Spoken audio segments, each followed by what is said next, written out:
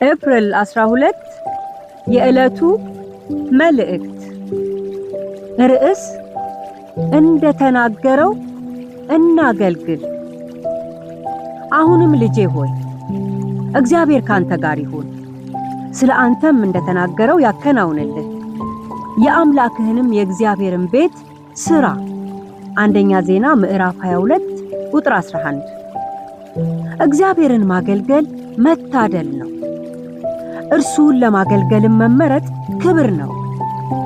ይህ የአገልግሎት ጥሪ ደርሷቸው በታማኝነት ያገለገሉ እያገለገሉም ያሉ የመኖራቸውን ያህል ጥሪያቸውን ችላ ያሉ፣ የዘነጉ፣ የታከቱና የተዉም አሉ።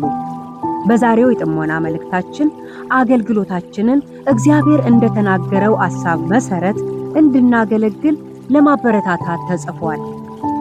ንጉሥ ሰለሞን የእግዚአብሔርን ቤት እንዲሰራ ሰፊ ግብአቶች ተመቻችተውለት ነበር።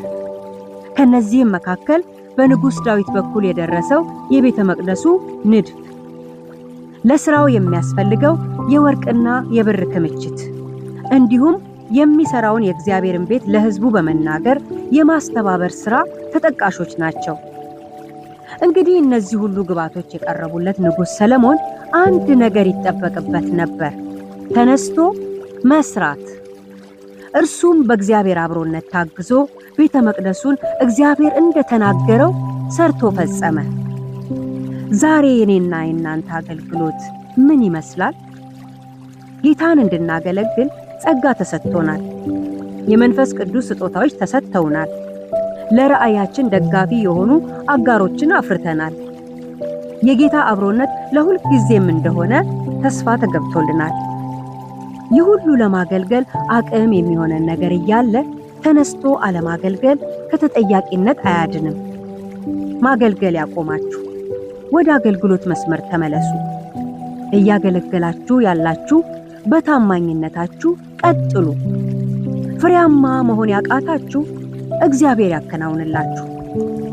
እግዚአብሔር ባልተናገራችሁ የአገልግሎት መስመር የቆማችሁ ጥሪያችሁን እወቁ። ሌሎች እንዲያገለግሉ አደፋፍሩ እንጂ ጸጋቸውን አታዳፍኑ። እንቅፋት ከመሆንም መጠበቅ ትልቅ መንፈሳዊነት ነው። ስለዚህ እንደተናገረው እናገልግል።